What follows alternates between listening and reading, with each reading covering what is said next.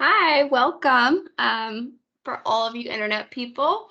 My name is Lindsay Grobenstein, and I'm the Community Engagement Specialist here in the city of Savannah. Thank you for taking time to participate in our virtual volunteer orientation. Let me share my screen here and we'll get started. I'm already sharing my screen. All right.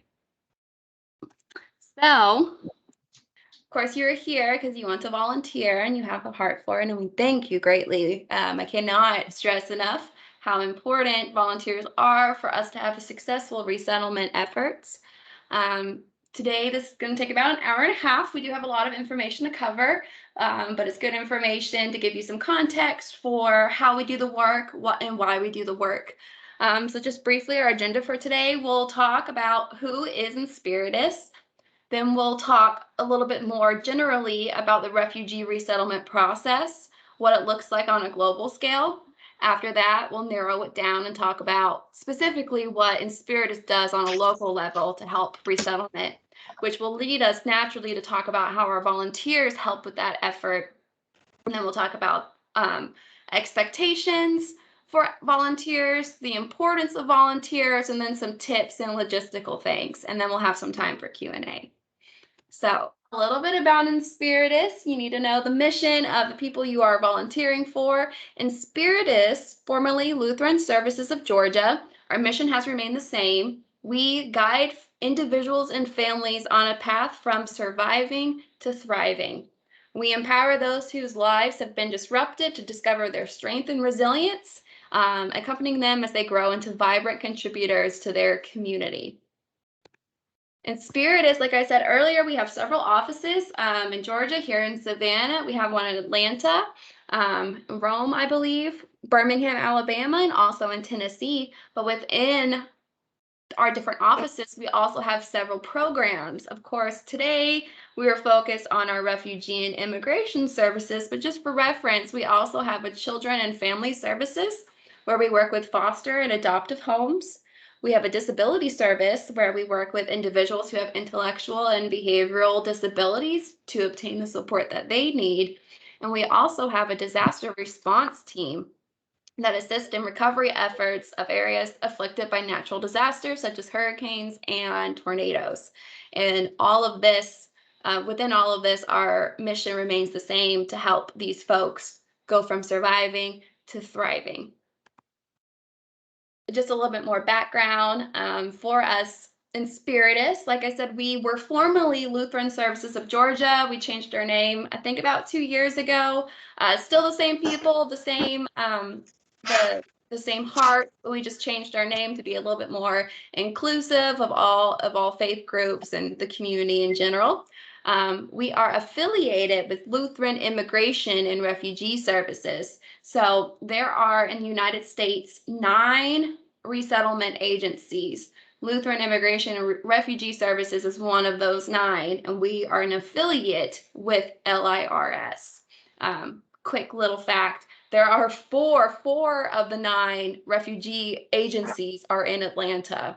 So Atlanta, Savannah, and Birmingham were kind of, especially Birmingham, newer at this. Atlanta, they have a huge community working to resettle. Actually, the place that they resettle the most is called Clarkston. And a little fun fact is that Clarkston is the most diverse city in the United States because there are so many refugees and migrants there. It's a beautiful town. I haven't been there myself, but definitely want to go one day. So in Inspiritus, we welcome refugees from all around the world. Right now, in this moment, December 2021, we are resettling Afghani populations right now. All of our regular refugees are currently on pause because of the Afghanistan humanitarian crisis. It is a priority across the country to resettle Afghan families and individuals. So we do resettle people from all over, but you will find that right now in this moment, we are resettling Afghani families. So let's talk about what this program looks like, and also like what is a refugee. So I think it's important for us to to know that and know what our clients go through before they come to this point. So, the definition of a refugee is someone who has fled their home country and crossed an international border for fear of prosecution for the following 5 reasons: race, religion, nationality, membership of a particular social group, or political opinion. And so once they have fled their country and it's determined that they absolutely cannot return, then they will obtain status as a refugee. If they have to flee their country for other reasons like natural disasters, that does not qualify them.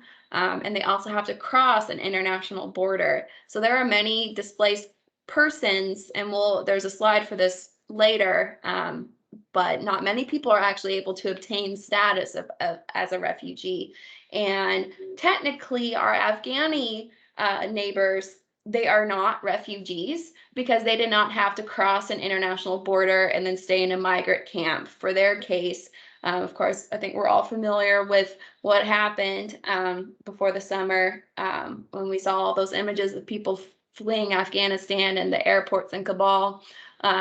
They were all taken straight from there to military bases in the country. So technically, they've been given a humanitarian parole, which means that they get all the benefits of a refugee, but they're not technically a refugee. But our regular refugees, once they go through that process of fleeing and crossing the border and registering with the UNHCR or the UN Refugee Agency, then they stay in a migrant camp. The majority of refugees will live the rest of their lives in these migrant camps. I think this is such a jarring percentage here in the upper right-hand corner, but less than 1% of the world's refugees are ever resettled. Like I said, most people will spend the rest of their lives in those migrant camps. Resettlement is only for the most vulnerable refugees in the world. So the most vulnerable of the most vulnerable, and these include women and girls at risk, children at risk, survivors of violence and torture, family reunification efforts, and then those who have high medical needs as well. So these are prioritized for resettlement. So there's a careful selection by government bodies for vulnerable refugees who cannot return to their country, and then they go through the process of registering them to be resettled in the few countries that do take refugees. This is the slide I referred to earlier, another jarring number. 82.4 million people worldwide were forcibly displaced at the end of 2020. I mean, like, unfathomable how many people that is. And as you can see here, only 20.7 million of those obtain refugee status. The majority of people in this green bar will not obtain refugee status, but will stay what they call internally displaced people.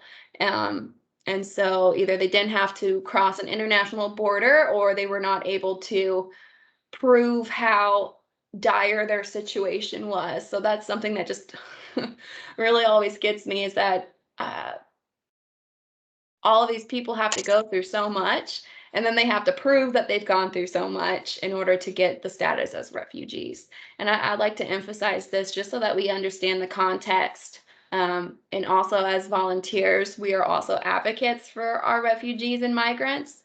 And it's really important for us to clear up any misperceptions and misconceptions about refugees, and that people are just coming over here and that they want to come over here to take our jobs, or whatever. You can hear it all, but just really knowing that obviously this isn't a choice for any of them, that they'd rather be at their house and their home, but that is literally not an option for them.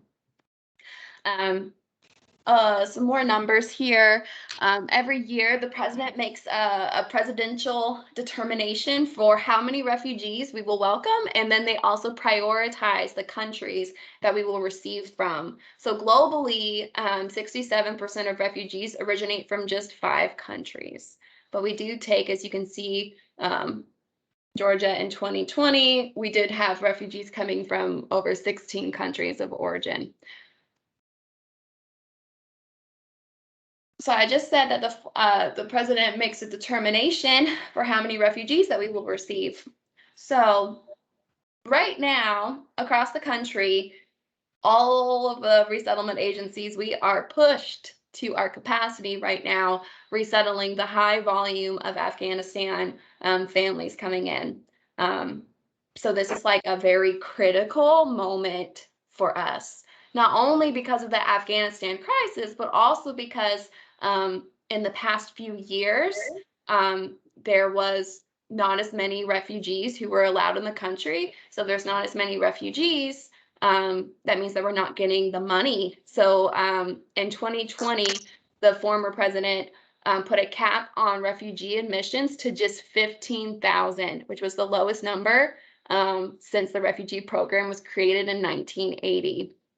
For context, in 2021, President Biden put the cap at 125,000. So we've literally gone from 15,000 to 125,000 within a year, meaning that in the past few years, we lost funding. And so actually, I've been here for about 3 years. A lot of the staff here in Savannah is brand new.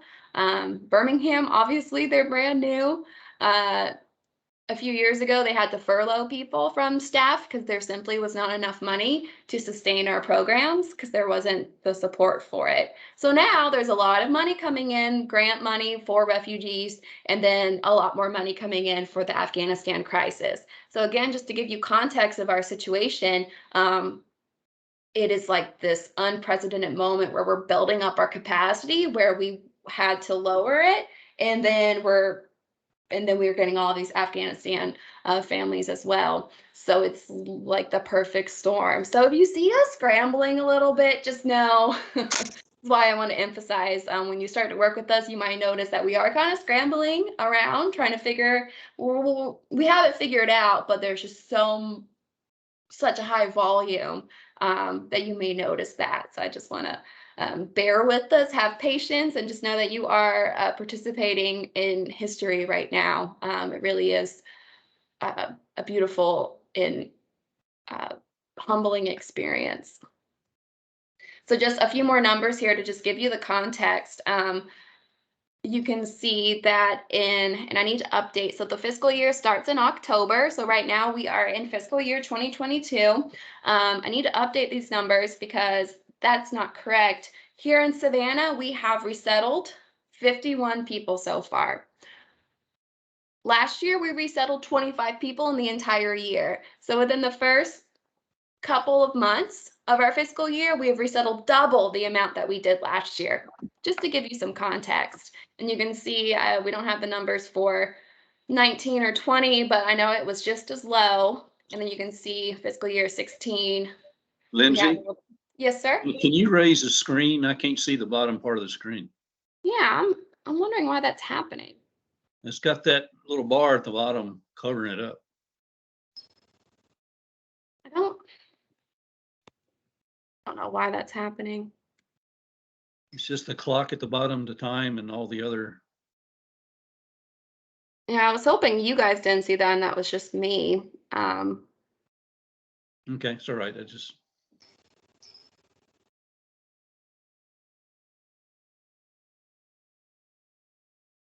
I don't know. There you go. It went away. Okay.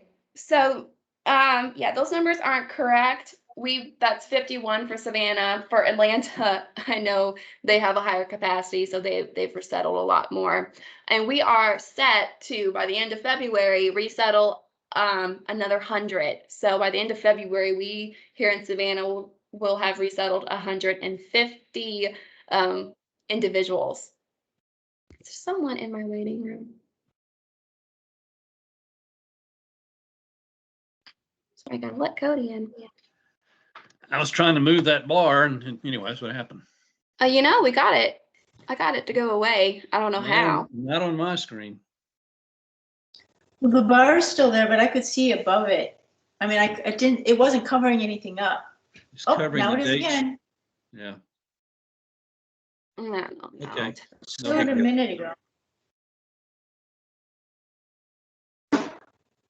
I don't know. There you go.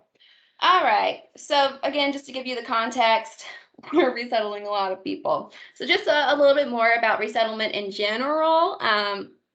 Again, our Afghanis have not gone through this process, but they do go through a very extensive process once they were in the military bases. They've been in the military bases now for over 3 or 4, 5 months now, waiting to be resettled, where they go through all of their processing, all of their security backgrounds. They've been vaccinated, they've been interviewed, so like they're in the clear. Some people will fear that they are associated with like the Taliban or something, but we make sure that that is not the case. So in general, though, regular refugees, once they leave their home country, they register with the United Nations High Commissioner for Refugees. Once they do that, then they start a resettlement processing interview and security screening. And this can take up to 2 years at least to go through this process. And then while they're waiting, they have no idea where they will be resettled. So it's not like they know that they're going to be going to the United States, because of course there are several countries that resettle. But once that they are approved to be resettled in the United States, our own government then wants to do our own screening. So then they go through even more background checks and security screenings. Then once that is complete, then they take their journey to the United States, where they are welcomed by your friendly neighborhood resettlement agency, in this case, Inspiritus. So that was kind of what refugee resettlement looked like on a global scale. Now let's narrow it down and talk about, what does Inspiritus do? We do a lot. And we literally could not do what we do without community support. So within pre-arrival, within the first 24 hours, this is what we go through. And so right now, in normal times, we have a little bit more information. Right now, for instance, I know that we are receiving 8 people next week.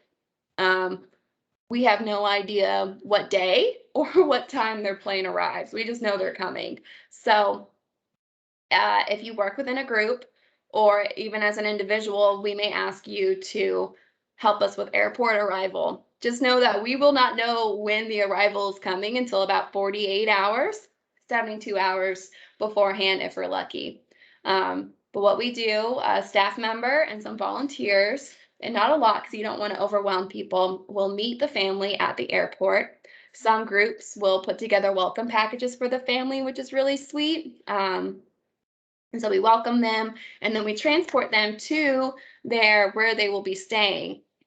And I wish I could say we would be taking them straight to their home, but right now we have to place them in temporary housing because finding permanent housing is a challenge across the country. Affordable housing is an issue, and we're really experiencing that right now.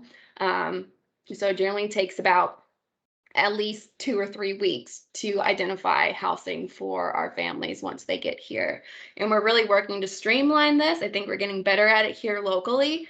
We found an apartment manager that manages a few complexes that work with us. Because even if we find affordable housing, which I mean, like 1,200 is like tops that we can do. 13 is like pushing it for our families, because our ultimate goal is self-sufficiency. So we want to make sure that this is something that this brand new family can actually afford in the long run. Even if it's affordable, some apartments and homes will not work with our clients because, of course, our clients when they come, they don't have check stubs or pay stubs. They don't have a credit score. They're waiting on their Social Security card. But we are able to work with the apartment complexes to assure them that they will get paid and that they have a government stipend and stuff like this. Just so you know, there is kind of that waiting period. And again, that little scrambling, you'll kind of notice that we may have, I was working with a group recently where we picked up a family from an airport, and it took 3 weeks for us to find an apartment. And then I told the point person of the church, we have an apartment next week. And she was like, what day? And again, I don't know what day. We have to wait for all the paperwork to come through. And and the management company to let us know. So it's been like a few days beforehand. I'll say, all right, we're ready to go. And then we will move them into their apartment. So what's really great is that we are required to furnish the apartments with the basic items. So everybody has a bed and a frame. Everybody has a dresser. Everyone needs a plate and a utensil and a glassware, tables and chairs and end tables, you know, all the basic needs to get you started. We will supply, and our volunteers graciously help to do these apartment setups. So sometimes we work with a sponsor group, like a church or a community group, and they will work within their congregation to donate the items that we need and then set it up. And so when the family walks in, they walk into a fully furnished home, and it really helps for their resettlement efforts. So if you're an individual, you will receive, I have an on-call list. You'll probably receive a lot of emails from me saying, all right, who can help us out with this apartment move-in? Any takers? But I'm getting a little bit ahead of myself. So once we get them from the airport, we take them to their temporary home, which we are always looking for people to host families in their home. It's a big commitment, but it's beautiful for people who are able to do that. Otherwise, we have to put them in a hotel. Here in Savannah, we've been really blessed to work with Wesley Monumental United Methodist. They have a retreat center, so they've let us use some of their cabins, which has been really nice. When we first pick them up, we also make sure we supply them with a hot meal. So we don't want them coming here and then having to cook something. We want to make sure that they have food. So here in Savannah, there is it's called Al Salam, and it's a culturally appropriate deli, and they have hot food that you can order for takeout. The diet is called halal, and it's any food that is permissible by the Quran. So we want to make sure that we give them food that they are used to for their first meal. And then for for groceries, if, anything moving forward, we want to make sure that it's culturally appropriate. So our volunteers will also help us to get the food and make sure that it gets to their temporary home. Once they're there, we do a quick safety orientation where we say, this is how you lock your doors. This is the fire extinguisher. This is how you use the oven if there's an oven, cold and hot water, just all the basics. And then we leave the family, we let them settle, we let them rest. And then within 24 hours, their caseworker will visit and then start the fun intake process, right? So once they're here, within the first 30 days, and this is actually 90 days for our Afghanistan families, we make sure they have everything they need to get started. And this is where our volunteers, of course, help us to make sure all of these boxes are checked off. So everybody has a caseworker that works with them, and they create a service plan based on the family's individual needs. So you assess their physical health, their mental health, or just health, right? And then any other circumstances that we need to know about. We apply for public benefits, so we get them a food stamp. We apply for Medicaid. We make sure they have their Social Security card. We apply for their EAD, which is their employment verification card. They have to have that paperwork before they start working. I will say that everything I just mentioned is backlogged right now. So in a normal circumstance, all of that comes together quite quickly. Right now, it's taken at least a month for people to get their food stamps, for people to get their Social Security and their EAD, which means that they cannot work. And so we're kind of experiencing, and if you start working with families, you may notice a sense of restlessness among them because things are just taking a long time. And this is because, again, we're going through a crisis where across the country we are resettling so many Afghanis. And because of that, the system is backlogged. Like, we put in the paperwork and now we're just waiting. And so I just want to emphasize that because you may notice some restlessness or some impatience. And again, I think it's just this, they've gone through so much and now they get here and they're told to wait and twiddle their thumbs. And it's a very I know that they feel a sense of powerlessness. And that's why we're there to encourage them, but our volunteers really help to encourage that morale as well. Because a part of cultural orientation is getting used to our way of life. And here in America, our bureaucratic system, things take a while and we got to do all the paperwork and it's not fun, but it must be done. So anyway, so we help find their apartment. We get their lease signed. We go over the lease with them so that they understand. We get their utilities started. We make sure they have clothing that they need, especially right now. Well, say it's getting cold here in Savannah. It's like in the upper 70s. But we did do a coat drive, so we make sure everyone has what they need. We get them a public transportation card so that they can use the bus. We enroll everybody in English as a second language classes here in Savannah. We enroll them through Savannah Tech. We make sure they do a health screening at their local clinic. Here's the Curtis V. Cooper Clinic in Savannah. We enroll all their kids in school. We have an employment specialist, and it's her job to connect with employers in the city and then to connect our clients with those employers and make sure they get jobs that match their skills and jobs that pay a livable wage. So Doe is a great advocate for that. So we get them enrolled, and then we have what we call cultural orientation classes. So we do this in a formal way where staff, and I'm hoping to train some volunteers to do formal classes where we go through budgeting classes, employment classes. This is schooling classes, and then just any type of specific thing that people are going to need to know, like a housing class. So things that they have to know. We do that in a formal way, but cultural orientation is also very informal as well. And that's where our volunteers really help to be mentors for cultural orientation, to help our clients understand American norms and how to navigate this system, how to navigate public transit, how to navigate the crosswalks, how to walk around here, how to make sure your kid goes to school and has everything they need, how to check the mail, like just everything that we kind of take for granted, how to grocery shop.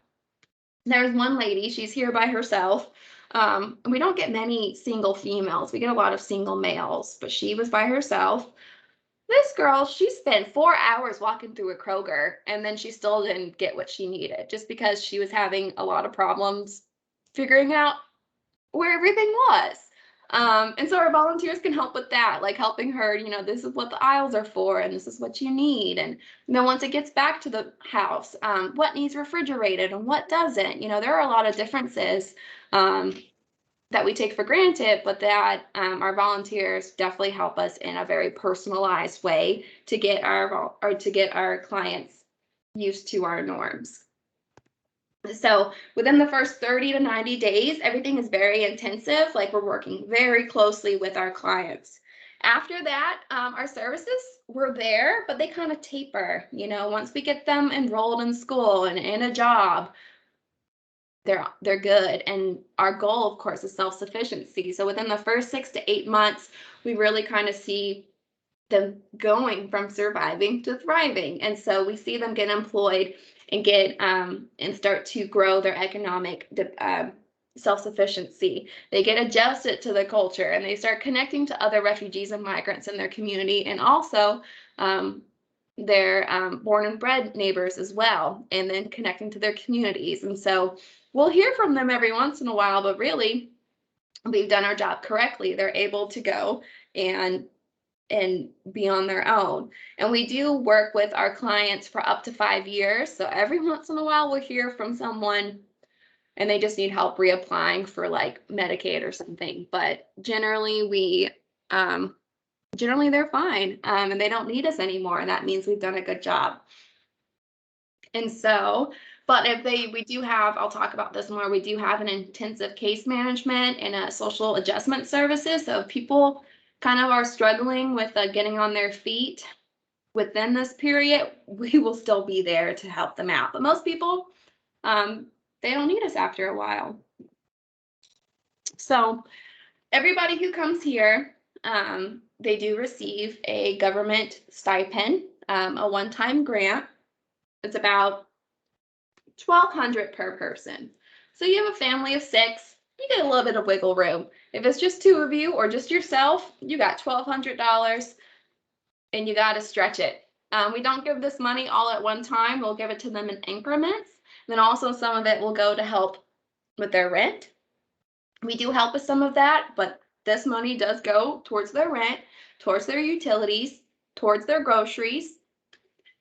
And then you see household items and beds. If they have to buy something for their apartment, it goes through this, but that's why we really try to donate. I try to collect donations so that the families don't have to go and buy these little items, that the community can really supply that so that they can stretch their money. Because I think we all know the cost of living is very high and it's just getting higher now. I think we all know that inflation is causing things to cost more. Even now, and we're complaining about it. So we know that groceries for 1 week for a family of 5, it's a lot. So this money has to be stretched a long ways. And again, like I said, it's taking so long for people to receive like their paperwork to be allowed to work. Normally, we'd be able to get our clients working pretty fast. But right now, some of our clients have been with us for over a month and they still don't have their paperwork, which means they can't work. They want to work. They're so frustrated with us because they want to work because they know their money's running out. So that's why we really, again, are relying on our volunteers to help fill in those gaps. But we want to do that in a way that helps our volunteer or helps our clients, which I'll talk about a little bit more. So everything that I've covered here falls within, we have different programs and different staffs for our refugee and immigration services. And you can see all these circles, they're really working closely together, but there are some differences. So everything I just talked about was our reception and placement. Within that, we have our cultural orientation, which we have formally and informally. I mentioned Doa here in Savannah. She is our employment specialist. It is literally her job to make sure people get employed. We also have a youth service coordinator, and she works with the children to make sure they're enrolled and succeeding in school. We also have an after-school program where they tutor the kids for homework, and we need tutors yesterday. Like, we need them across the board. They're all virtual right now, but we are working to go into an in-person mode, and we'll work with tutoring for homework. We also want to build resiliency and have some like mental health workshops as well with the kids. And within that, I mentioned this, we have an intensive case manager and a social adjustment services where if people need a little bit more attention, we're able to give that to them. And then through that, we also have our match grant, and our match grant is really exciting because I said that they get this one-time grant. Well, the match grant is some additional money that if they enroll in this program, and they enroll in this program through DOA, through our employment specialist. So if they get a job, they get enrolled in the match grant, and the match grant is just some additional money to help them get on their feet. And the match grant is what it sounds like. We've received a certain amount of money from the government, and then they will match that money. And that money is matched through your hours. So that's why I will harp on you about tracking your hours, not only because just for grants in general, we have to keep track of what we do, but the match grant, like what you do is invaluable, but it also literally has an intrinsic dollar value. That for money that will go into the pockets of our clients. So all of your hours, any mileage, and then any donations that we receive from people. So like all those coats I received, all of people will give us furniture or donate gift cards, and I do an in-kind donation form, and all of that is matched. So I've kind of talked about what does Inspiritus do, mentioned what you do, but now we're going to talk more specifically about volunteers. As volunteers, I think anybody who comes to this work already has a natural bent towards cultural sensitivity of wanting to work with diverse populations. And so it's very important for us to to dedicate ourselves and our lives to developing our cultural competence and our sensitivity. Of course, we are never competent completely. We're always learning. I'm learning new things all of the time. And so just, we don't expect you to know the answer all the time, but to take on that posture of learning. And so as we want to help our clients become more oriented to our culture, we also want to develop sensitivity to their culture, because the great thing about America is that we can all be who we want. And so, of course, we want them to get used to our culture, but we don't want them to assimilate so much that they lose sense of their culture. I think that's very important. But there are some key points, I think, for us to try to get across to our clients about U.S. culture. And U.S. culture, to think about it, like, how do you describe our way of life? It's kind of like asking a fish, what is water? What is water to you? Like, when you really try to explain it, you realize like how difficult it can be to explain our way of life, especially because it's so diverse. But there are a few main points. One, U.S. culture, we value equality. Everyone is created equal, right? Doesn't matter your class, your creed, your tribe, your gender. So men and women, we are equal here. People from different regions, we're all made equal and seen equal in the eyes of our fellow people, hopefully, and the law, definitely. We value independence and individualism. I'll spend some time on here because we are very individualistic. We expect individuals to take care of themselves.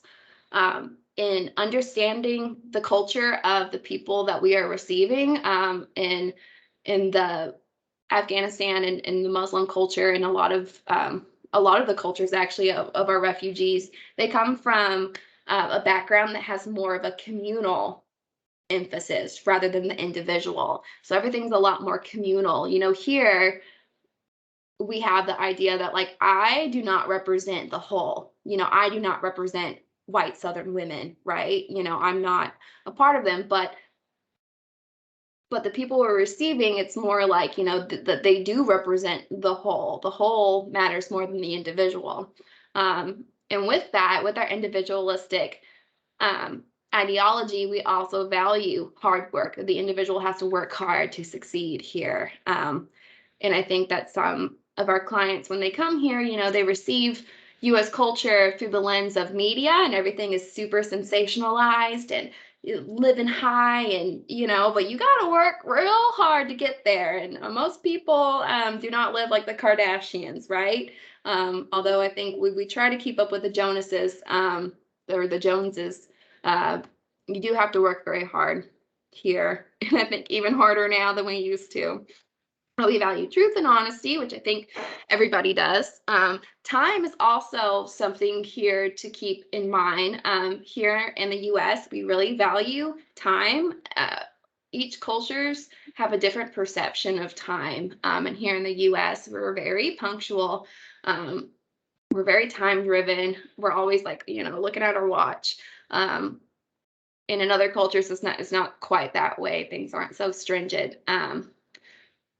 For instance, when your shift starts at 9 a.m., you better be there by 9 a.m. If you make plans with someone to meet them at 1 p.m., you should be there at 1, or if you're not, let them know. And also something with us is that we tend to, if I'm visiting with you, I show that I value you by not taking up your time. And so I'm not, if I visit, especially if you're not, like family, you don't want to outstay your welcome, right? So within an hour or two, you're going to be like, all right, well, I got to get going. For our friends and neighbors coming in, it's the opposite. They value you so much that they're going to give you all of their time. And so something that our clients will say is that they notice Americans, we're such busybodies, and we're always keeping on track. And so for them, and you may notice if you start to visit them in their home, that they will want you to stay, because for them, giving their time is a way for them to show their appreciation. but it is important for you to kind of stick to your time because they're wanting to give you their time to show the value, but at the same time, you don't want to impede on them so much. So it's just important to kind of know that. We're very self-focused, privacy, informal, just kind of know about that, especially, well, here in the South, you know, we do say our yes ma'am and yes sir, but we do kind of have an informality that I think other cultures aren't used to. Then of course, personal hygiene for some of your clients, you may have to have some, once you've created some friendships, have some conversations about personal hygiene, you know, explaining like this is what a deodorant is, and like we shower daily here, and once you start working and going to school, that's going to be expected too, by your peers. So our volunteers, and I love everyone who volunteers with us so much, want to give, want to help out so much, but it's very important for us to make sure that when we're working with our clients, that we're working in a way that empowers them, and that does not create any unhealthy reliance. And this can be a really tricky, this can be very tricky sometimes because we want to help. And right now our clients do need a lot of help, again, because we're receiving so many people and things are taking a lot longer. We want to make sure that we are doing it in a way that restores their dignity and does not create dependencies. So it's very important for us to create healthy boundaries and to avoid reliance emotionally. So for instance, one of my volunteers, I don't think they put boundaries on like when they were available, and they got so close to the client, which was great, but the client, because things were taking so long and he did not understand the process of what Inspiritus did, became very anxious and at all hours would call this volunteer when they were anxious and when they were worried, and anytime when anything happened. Again, kind of creating an unhealthy reliance on this volunteer to help them navigate through that.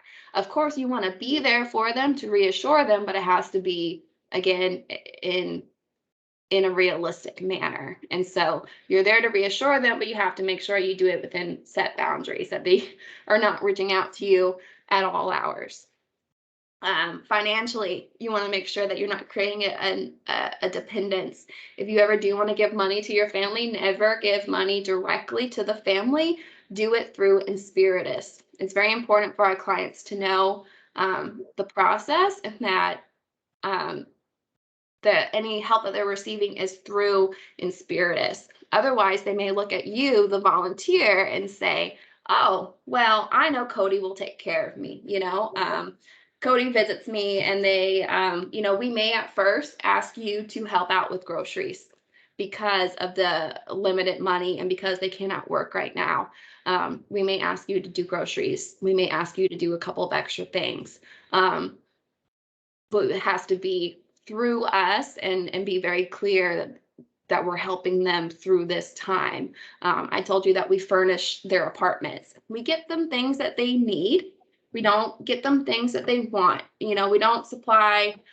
If I get a TV donation, I'll give someone a TV, but that's not something we have to give. We don't have to give certain things, but sometimes families or congregations or the sponsorship groups will give extra items. But after a while, they kept seeing this group give them stuff, and so they just came up with a list of like, well, I need a desk, and I need a new lamp, and I need a you know, just all types of stuff. And eventually I had to tell the volunteer to tell the family no, because they also have to understand the value of these items, because otherwise it's going to create this unhealthy reliance, and it's going to impede on their self-sufficiency. So right now it's appropriate for you to help out with groceries. 2 months from now, it's not appropriate. But that's why we have to make sure we have these clear lines now and make it clear to our clients that we're helping them, and that that's not your role, is to, you know, it's like the Santa Claus mentality. Oh, I know if I ask Julia, she'll help me out with this. I have a slide, but I'll say it, you know, when in doubt, tell them no, I'll check with Inspiritus. I'll check with Inspiritus. It's perfectly and okay and encouraged for you to say no. And for you to, again, to be a friend. You know, sometimes friends, we can't help out financially, but we're just there for them. Transportation. We may ask you at first to help us with transportation. We have to get them to their health screening. We have to get them to their job interview and to so many different places that we have to do. So we may reach out to ask you to do that.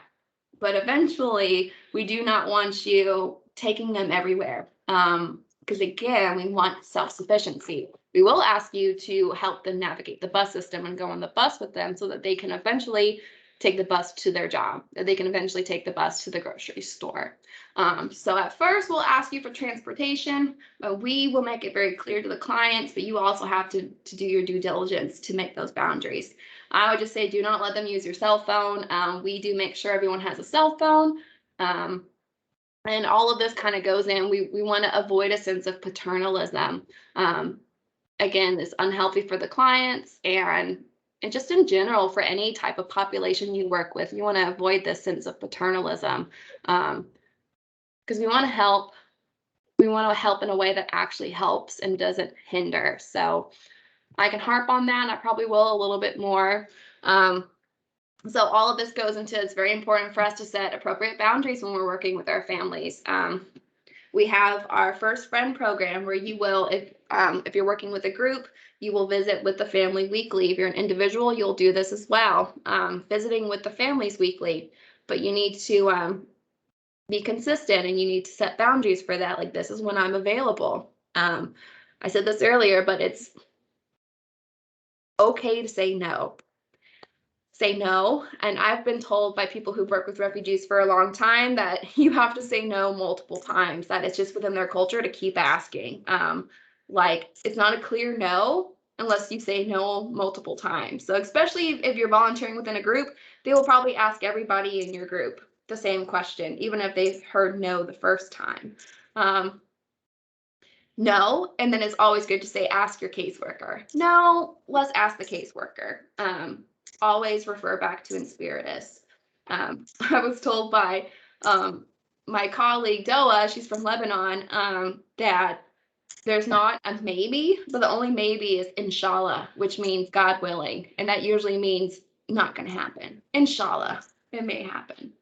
Again, financial involvement. The goal is self-sufficiency, so do not give money directly to clients. Again, with public transport, we want to teach them how to navigate and not just give them a fish, right? And then here, this last little bit, rumors. There are two sides to every story. Like I referenced to earlier, you may notice this sense of like restlessness and impatience as they're waiting. For instance, you know, a client has told my volunteers that they're being neglected by their caseworker. It's not the case. I promise the caseworker is like constantly keeping tabs on them.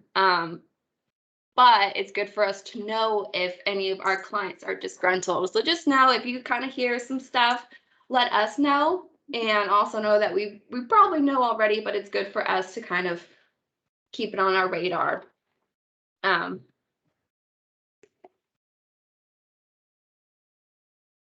So some tips for collaboration. For us to successfully do this, we have to work together. In the beginning, before even I was really aware of how important this was, our volunteer was working so much with this family that the family thought that the volunteer was doing everything that Inspiritus was doing, which is not good, because in the end it caused a lot of confusion for the client. So we make it very clear what the volunteer is, but just also know, again, you're an advocate for us as well, reference to Inspiritus. But as you're working with your families, it's important for you to stick to the schedule you determined. You ask the client, you know, what works for you for me to come and visit, and then you keep it consistent. You know, I'm going to come and visit you on a Saturday at 11 a.m. And then you keep that consistent with them. You're not just popping in randomly, right? Second point, not my favorite one to go over, but it is very necessary. You need to be ready to separate from your client when they feel self-sufficient. This can be hard, but it's very healthy for the clients. I know our volunteers, we get very attached because we've worked so hard. And there may come a point, and some people, some families come to self-sufficiency faster than others. And they don't need you in the capacity that you were working in before. And so you may not visit them every week now, but if you've been able to build a genuine bond, we do see families who continue to see each other, but just the dynamic has changed. It's not so much a mentorship, it really is just a friendship at that point. So do be prepared to separate from your client. This could be 6 to 8 months, this could be 4 months, this could be a year. It really depends on the client. We have had, not here in Savannah, but in Atlanta, we have had clients who specifically ask, I do not want to work with this person anymore. And if that's the case, it's hard, but we have to work with what's best for the client. And just know that if they do feel self-sufficient, that means that we did our job, that you were a great volunteer, and we'll get you with another family who really needs your assistance. And then finally, very important for you, again, I can't say enough, for you to document your hours, your mileage, and your donations. And I have a slide where I'll show you how to do that. And I've emphasized this, but you see these circles here, all of us, the volunteer, staff, and the client, we're all working together to make sure that it's an effective and successful resettlement effort. So we utilize a team approach. I am constantly talking to my colleagues, and then I'm constantly talking to the volunteers, and then through the volunteers, because you see them on a more personalized basis, you talk to them, and then you let me know any concerns you have. I will say that you will probably interact with their caseworker, and the caseworker may reach out to you, but I do ask that if you have any concerns that you do not reach directly out to the caseworker. They have so much going on that you reach out to me, and then I will make sure the caseworker knows. Sometimes people will text us both. That's fine too, but just know, always include me in those, because I will make sure I will respond a lot faster than the caseworker. So encourage refugees to talk to their case manager about any concerns, concerns about their paperwork, concerns about their mental health, any problems, and they'll ask you about it, and you're not going to know, and say I don't know, but talk to your caseworker. And then in general, we want you to be an advocate for Inspiritus. Clients need to develop a trust in the agency in our process. They need to be able to trust that we're going to do everything that we just said that we would. But it's hard. It was hard for me at first to wrap my head around everything that we did. It must be hard for them to understand the system and everything that we're going to do. So it's important for you to reassure them of the process, and again, to build their trust in the process and in Inspiritus. They will be in good hands, I promise. A couple of little tips here as I'm wrapping up. Some communication tips. So many of our clients do not speak English, so there is a communication barrier. In some cases, the men of the families will speak English. Many of them have worked through the military, so they're used to working with Americans. Many of them, some of them are fluent, some of them know some. So they can listen, but it's harder for them to speak English. You just be mindful of that.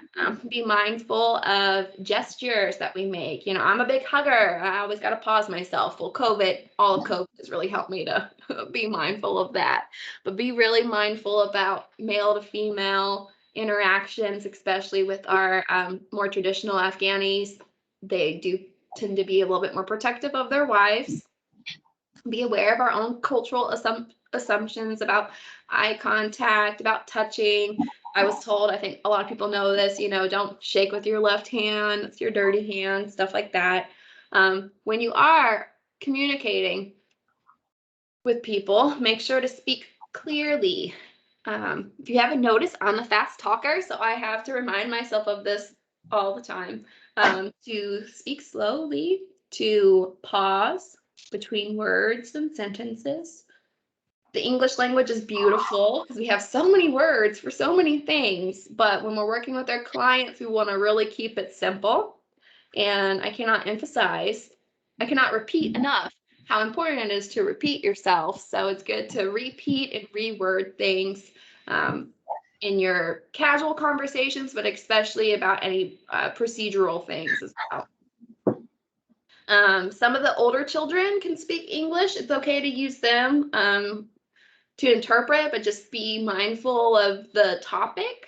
And I would just encourage you to be patient through this. It will be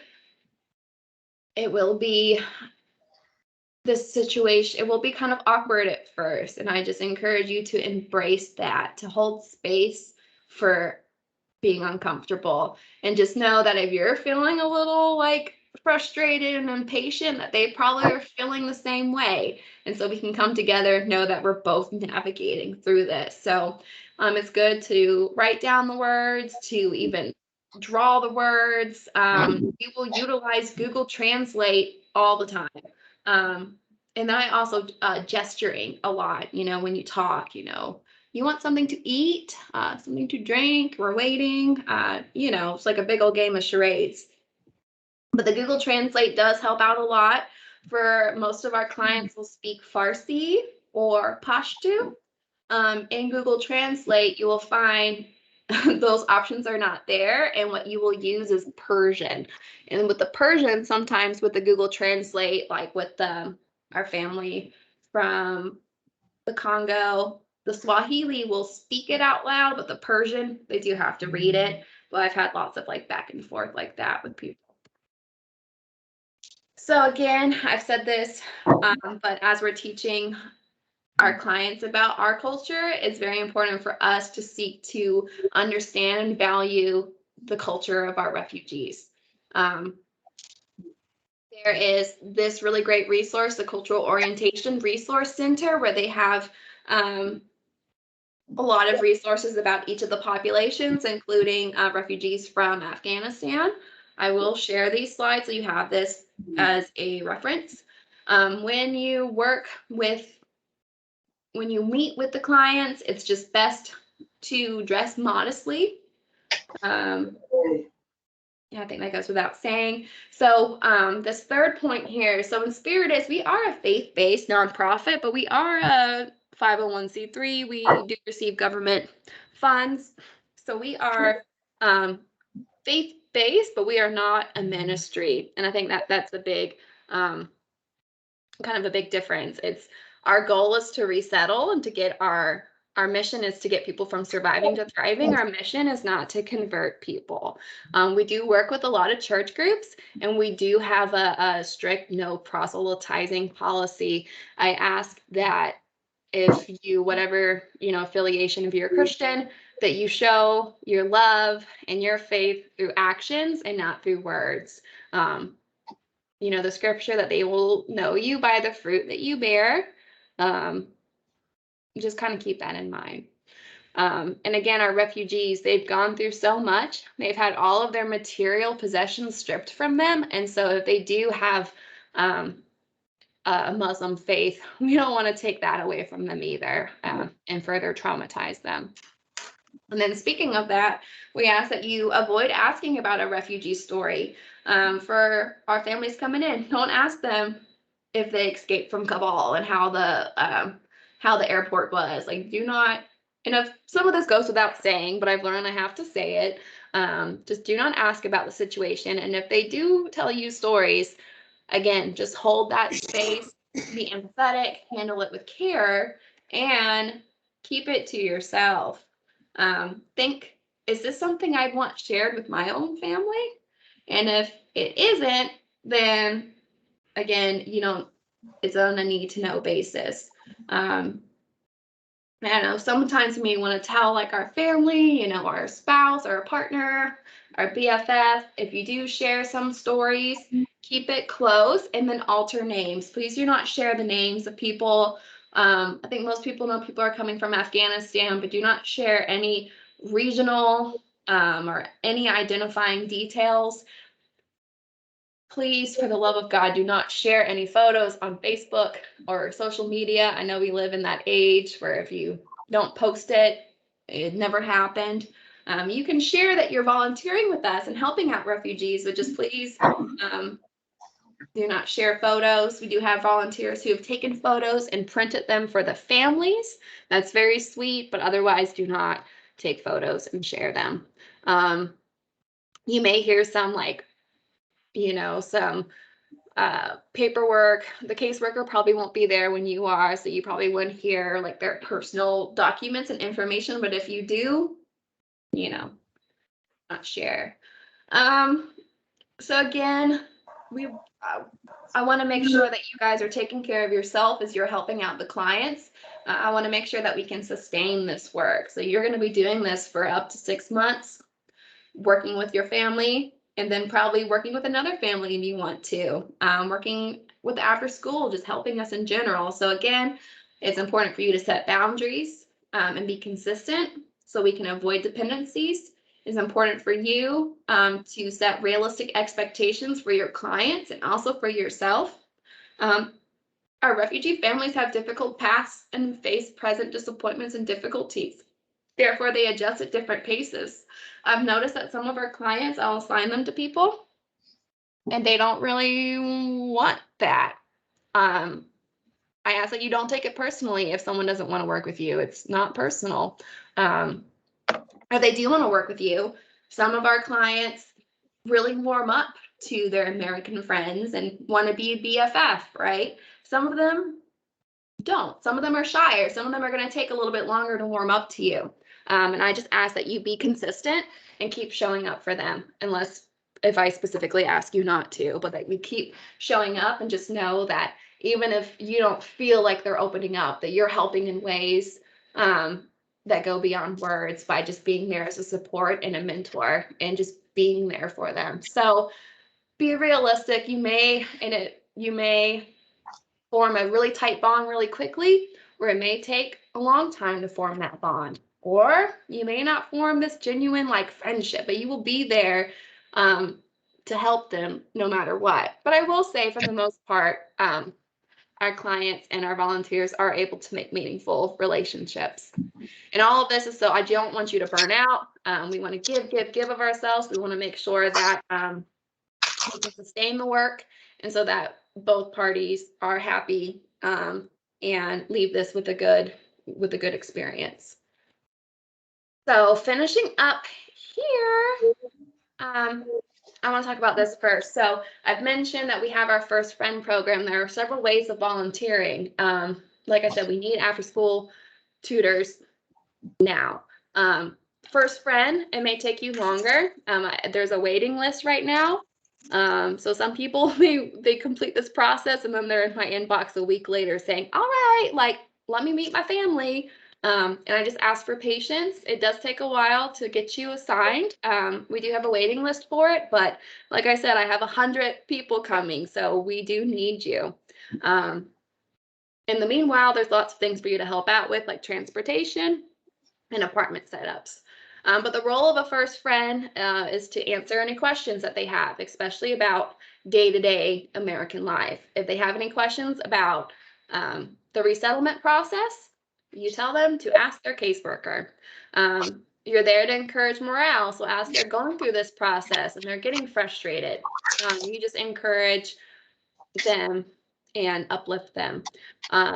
You, again, provide community orientation and outings. It's really nice if you're able to take your family out and about. We've had people take their family to the beach for the very first time. We have Oatland Island here, which is a wildlife reservation. Taking them downtown to River Street, just different outings, right? You're there to help them promote their English language skills. So just talking to them really helps them to understand English. And in general, you're to be a friend during their transition. When I say friend, you're a mentor and you're also an advocate. If you take your client to the DMV to get their ID or to the bank to get their bank account, it's important for you to stay there throughout the process and to advocate, because some other people that they're dealing with may try to make the process more difficult than it needs to be.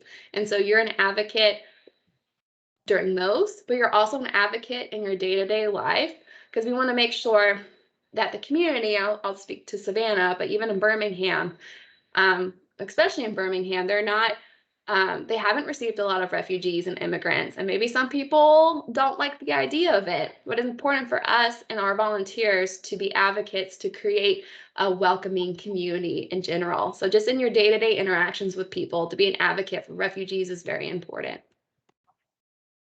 So to be a volunteer, you have a quick onboarding process, which many of you probably already know about.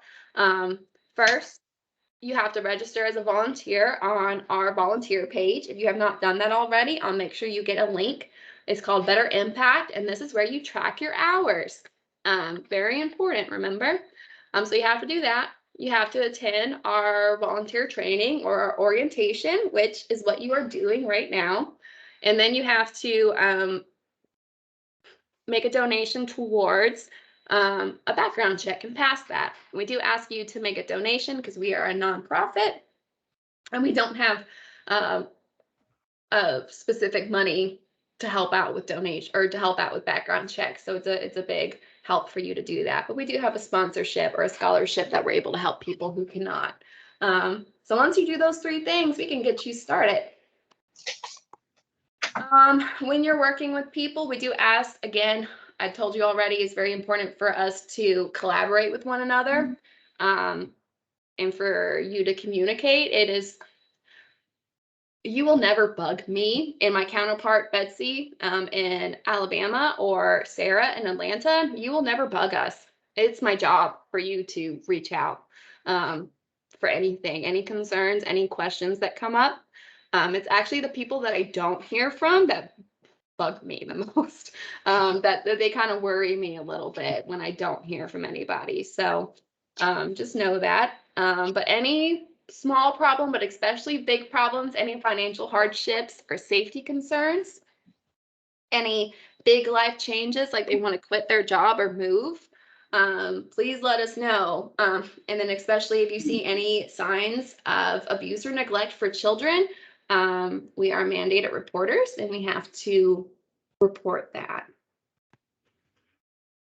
And I did tell you that your service is invaluable, but there is a dollar amount to that. Your hours, for each hour you volunteer, you are giving back $25, and I believe this is raised a little bit, probably to like at least 30 cents. $25.30 per hour, money that will go back into our family's pockets. Your mileage is valued at 58 cents. And then again, any donation that we receive doubles the money.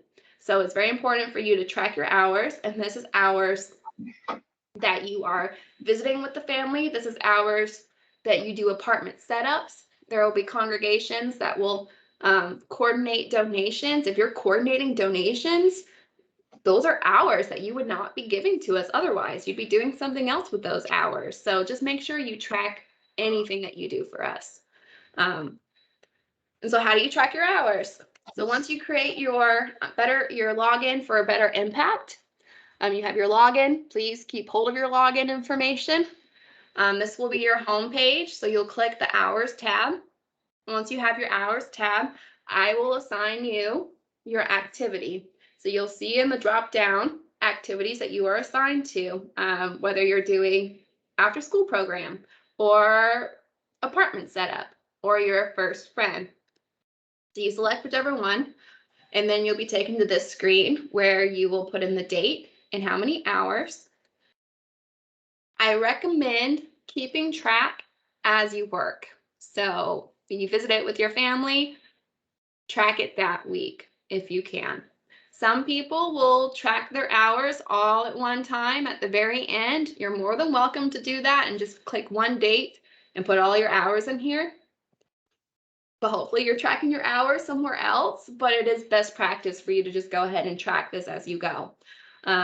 So date, your hours, if you donated anything, any miles that you drove, and then volunteer comments. You don't have to type a whole paragraph, but I would like a few words or so that for our tracking purposes for reporting, we can refer to that. And then you just click save, and then that's it.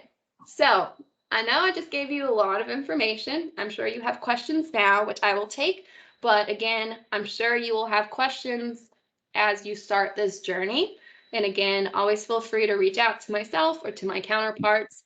And from the bottom of my heart, thank you for wanting to help us and our incoming neighbors. It's such a beautiful experience, and I'm glad that we can all be a part of it. I am going to stop the recording and allow us to have some Q&A. So thank you, Internet. I'm sure I will talk to you in some way later on, but take care and thank you for participating.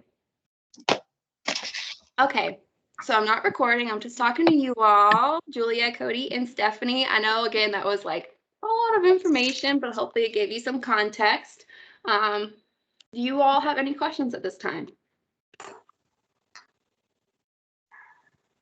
I have two questions that are unrelated to each other. One is, I noticed that the other two people that are in the group right now are volunteering with Inspiritus, but as part of another group, and I don't have that structure. So would it be better if I kind of jumped into another group, or do you have something set up for kind of more individual direct for? I couldn't tell from all that you said how. Yeah. It might be a simple yes answer, that's no problem, but I couldn't tell. Yeah, no, that's a good question. So there are, and I think when I spoke to you, there is a group coming from the Hilton Head area that they're going to be sponsoring a family. But I do, so usually I'll have the sponsor groups sponsor a big family. So like my families of 5, 6, or 7 or more, I get the groups. And then I have a lot of individuals like yourself, Julia, and I will assign them to like the smaller ones. So like individuals or couples or like a family of 3, I'll get individuals to help with that. So I can assign you to a family, and then sometimes I'll assign another person. So you kind of have a team now, and then you guys will work together. So you'll still work, just kind of looks a little different. I mean, it looks the same, but it's just on a smaller scale. So you work with the smaller groups, and then I have my sponsor groups work with like the big families. Okay. And the other group I had is, a couple of times you emphasized when you were talking about setting boundaries to say, no, let's check with the caseworker or let's check with the case manager. But then you told us not to contact the caseworker or manager. So were you really saying, no, I'm going to say no, but you should check with your case manager? Is that what you want us to tell people if we have that kind of interaction? Yeah. Oh, thank you for catching that. Yeah. So it's like, getting your client to reach out to the caseworker. So getting them to, or you could even say, let's do it together right now and get them to call and you kind of be there. And then I always emphasize that if that is happening, or that you reach out to me and say, hey, so-and-so was concerned about their money. They're running out of their grant money, and they're concerned, letting me know. So the refugee will reach out to their caseworker, and I'll just kind of be like, hey, make sure you follow up with that. Yeah. Mm-hmm. So that was a good question. I hope that clarified it. Yeah, it did. I think that's it for me so far. Lindsay, am I to connect with you or the local Birmingham office? You should connect with Betsy. I don't know if you have been. I'm going to let Betsy know that you participated in this. So she'll be aware of it, but you should, do you have her contact info? I've met HEPA and I've met Sarah. I have not met Betsy because I think she was stuck in South Africa, but yeah. Yes, yeah. And so Betsy is our new, my counterpart in Alabama. And so I'll make sure. I can even give you her info right now. Okay, you can text it to me or give it to me on the whatever. Yeah, I'm gonna drop it in the chat right now. Okay. And then Stephanie, I know your church already has a family, and I'm so glad that you can start visiting because Yes.